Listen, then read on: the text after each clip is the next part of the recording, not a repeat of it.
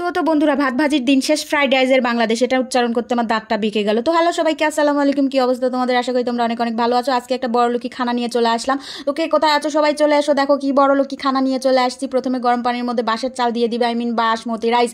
তারপরে সুন্দর মতো ঘাটু ঘাটু করে দিবে, তারপরে একটু লেবু দিয়ে দিবে, তারপরে 90% সেদ্ধ হয়ে গেলে তারপরে সুন্দর মতো ছেঁকে তুলে নিবে। এই বড়লোকি ফ্রাইড রাইস করতে আমার হচ্ছে যে বড়লোকি সবজিও লাগবে। তো সব কিছু আনছি, আমার কিডনি স্টোক হয়ে গেছে বড়লোকি সবজি কিনতে। তো যাই হোক, একদিনই তো রান্না করবো, প্রতিদিন তো না। তো তারপর সুন্দর মতো ছেঁকে চালটা উঠিয়ে নিবে, তারপরে আসল রান্না শুরু হয়ে যাবে। তো এই রান্না করতে যে আমি বুঝতে পারছি যে ভাত ভাজার দিন শেষ, এই ফ্রাইড রাইসের বাংলাদেশ। আমরা ছোটোবেলায় যে ভাত ভাজি খেতাম সবজি দিয়ে ডিম দিয়ে, কি যে মজা ছিল, ওটা ভাত ভাজিতে আলা নিয়ে এই সেই বলতাম। এখন আবার ঢং করে একটু আদর করে সুন্দর করে বলতে ফ্রাইড রাইস, মানে বড়লোকি রান্না বান্নার বড়লোকি কারবার, একটু বড়লোকি নাম তো রাখতেই হবে। ভাত ভাজি কেমন জানি লাগছে না, তাই যাচ্ছে। আর ফ্রাইড রাইস বললে একটা বড়লোকি বড়লোকি ভাব আসছে, তাই না গাইস? তো তারপরে সকল রকমের সবজি সুন্দর মতো ভেজে নিব। আমি বিনস পাইনি, বরবটি দিয়ে দিয়েছি, তারপরে দিয়ে দিয়েছি গাজরটা আর বরবটিটা সুন্দর মতো ভেজে উঠিয়ে নিব। তারপরে দিব সেই সুন্দরী সুন্দরী সুন্দরী সবজি, যার দামও অনেক সুন্দর, সেটা হচ্ছে যে ক্যাপসিকাম, আর হচ্ছে হলুদ ক্যাপসিকাম আর লাল ক্যাপসিকাম। তো দিয়ে এটাও সুন্দর মতো ভেজে নিব, ভেজে এটা উঠে নিব। তারপরে কিশমিশ, তারপরে হচ্ছে কাজু বাদাম, এটাও দিয়ে দেবো। এগুলো সব কিছুর অনেক দাম গাইস, অনেক দাম। আমি জীবনেও কখনো এত দাম দিয়ে এত কিছু কিনবো না। ভাত ভর্তা খেয়ে মানে জীবন চালাতে পারলেই হলো, এত দামি দামি জিনিস খাওয়ার কোনো প্রয়োজন নাই। আমি খুব খাওয়ার বিষয় কিপটা, তো খুবই কিপটা খাওয়ার বিষয় আমি। তো যাই হোক, আমার খেতেও মন চায় না এত দামি দামি ভালো ভালো জিনিস। ভাতের সাথে ভর্তা, ডিম ভাজি, আলু ভর্তা হলে আমার একদম জমে যায়। এটাই আমার কাছে সবচাইতে প্রিয় খাবার।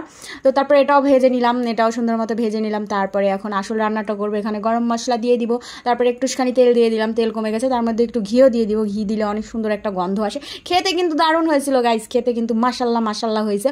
তারপরে এই দেখো গরম মশলা দিয়ে দিলাম, যা যা ছিল আমার তবিলে সব কিছু দিয়ে দিলাম। তারপরে তেজপাতা দিয়ে দিলাম, তারপরে সুন্দর মতো একটু নেড়ে নিব, ভাজা ভাজা করে নেবে। তারপরে দিয়ে দিব এই রাইসটা, মানে বাঁশের চালটা, মানে বাসমতি রাইসটা। তো বাসমতি রাইসের দামও অনেক গাইস, তো এটাও দিয়ে দিব। তারপর সুন্দর মতো নাড়াচাড়া করবে। এটাই হচ্ছে ফ্রাইড রাইসের আসল, মানে ফ্রাই করে সুন্দর করে রাইস করতে হবে, জানি না কি। তো যাই হোক, এইভাবেই সুন্দর করে নাড়াচাড়া করতে হবে। তো এটা বাংলা ভাষা বলতে গেলে ভাত ভাজি, মানে ভাত দিয়ে তো ভাজা ভাজা করা হচ্ছে, এটাই হচ্ছে ভাত ভাজি। আগে ছোটোবেলা আমরা ভাত ভাজি করতাম হচ্ছে যে পেঁয়াজ কলি দিয়ে, পেঁয়াজের পাতা দিয়ে, শীতের মধ্যে সবজি দিয়ে, ডিম দিয়ে, ওটা খেতে যে কি মজা ছিল। আমি একটু ঝাল করে এই জন্য কাঁচা মরিচ দিয়ে দিলাম 1 চামচা।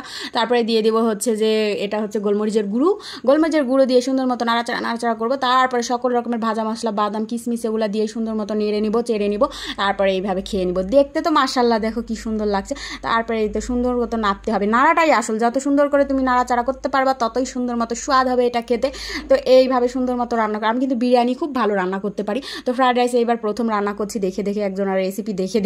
তো এইভাবে সুন্দর মতো নাড়তে হবে, নাড়াচাড়া করার পর তারপরে খেতে বসে যাবে। আমি এটার সাথে চিকেন রান্না করতে চাইছিলাম, তবে একটা রান্না করতে আমার 12টা বেজে গেছে, এই জন্য আর আমি রান্না করলাম না। এখন এই যে আমি হচ্ছে, এটা গরুর মাংস ছিল, সেটা দিয়ে খাচ্ছি। এর সাথে চিকেন কষা হলে একদম আরও জমে যেত। তো এটা দিয়েও মাশাল্লাহ খেতে অনেক ভালো হয়েছে। তো আজকে খাওয়া দাওয়া পর্যন্ত, সবাই ভালো থাকো, আল্লাহ হাফেজ।